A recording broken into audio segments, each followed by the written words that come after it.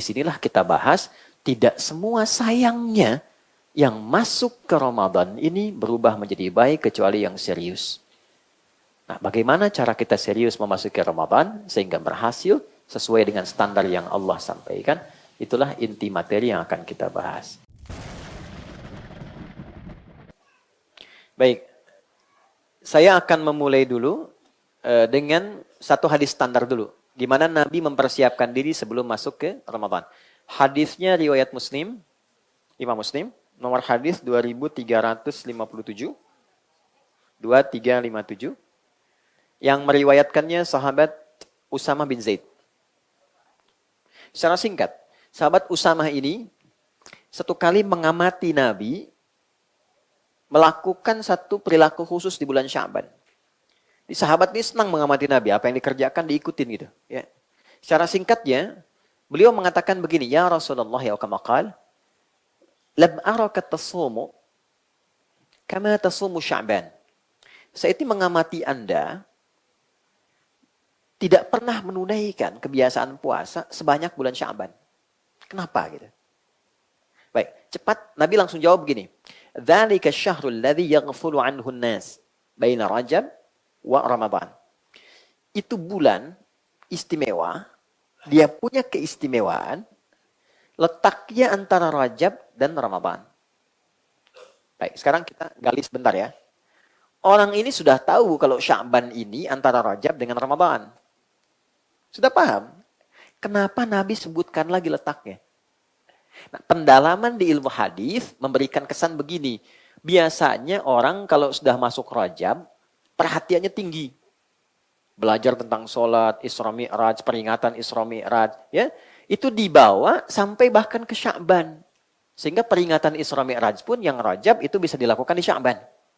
Ya, sehingga lupa. Tahu-tahu udah dekat Ramadan.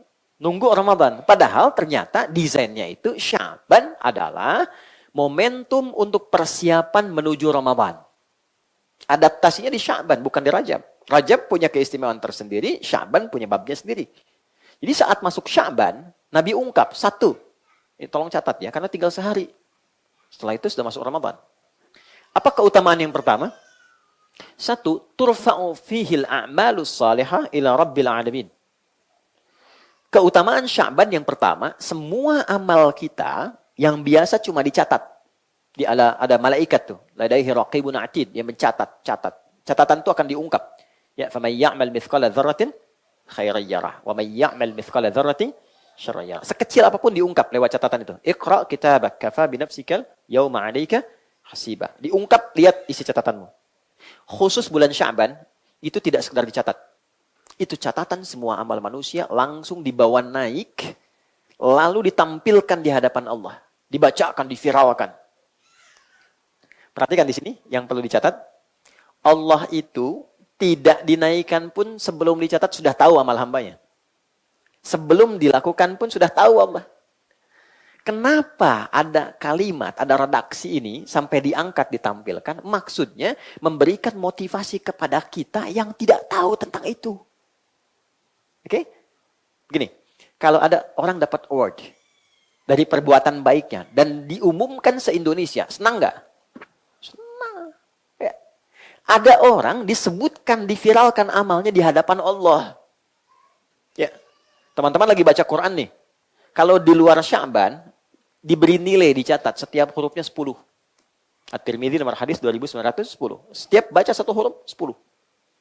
Salat, selesai 10. Berjamaah kali 27. Di masjid kali lagi 25. Itu konstruksi hadisnya. Tapi kalau Anda kerjakan itu di bulan Sya'ban, baca satu ayat, dapat nilai, langsung dilaporkan, disebutkan. Si fulan baca ini sekian ayat, si fulan baca sekian ayat. Langsung diviralkan di hadapan arsy-Nya Allah Subhanahu Wa Taala. Karena itu kata Nabi, aku tidak ingin dalam keadaan amalku diangkat, aku sedang tidak baik-baik saja. Itulah sebabnya aku menyiapkan diri. Ya. Dan cara paling efektif menyiapkan diri itu supaya jadi baik, akselerasinya puasa. Itulah sebabnya Nabi banyak puasa di bulan Sya'ban, sunnah. Jelas ya? Itu kemuliaan pertama Sya'ban. Yang kedua, kenapa ini menjadi penting? Kata Nabi, wa baina Ramadan, karena akan datang Ramadan. Yang keistimewaannya lebih dahsyat lagi. Maka kita harus masuk ke Ramadan dalam keadaan yang sudah baik. Kalau belum baik, nanti adaptasinya lambat. Orang sudah meraih keistimewaan, kita masih adaptasi. Maaf, bukan kita ya. Ada orang yang masih adaptasi gitu. Kan kita tidak pengen ikutan gitu ya. Oke? Baik. Jadi, apa yang Nabi ungkap? Satu, membiasakan diri saat Sya'ban akan memudahkan adaptasi tubuh kita menjalani ibadah di Ramadan. Metabolisme tubuh kita tuh sudah mulai menyesuaikan. Nah ini fikih, maaf teman-teman, maaf sekali dengan kalimat ini. Saya dengan teman-teman mu'alaf. Tahun ini pertama kali puasa. Latihannya Sya'ban. Oke, ada anak-anak misalnya baru tumbuh nih, mau balik tahun ini. Latihannya Sya'ban. Jadi sampai zuhur bukanya itu Sya'ban. Terus sampai dia kuat asar. Nabi itu ngajarinnya simple, sayang banget sama anak-anak cucu gitu ya. Jangan dipaksa Bu.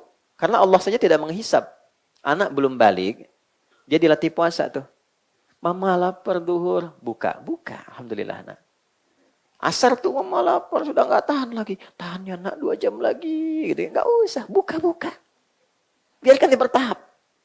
Dia merasakan kenikmatannya. Nanti dari gitu, adaptasi tubuhnya naik, besoknya teruskan lagi. Sampai dia kuat ke maghrib. Begitu Ramadan, terbiasa. Jelas ya?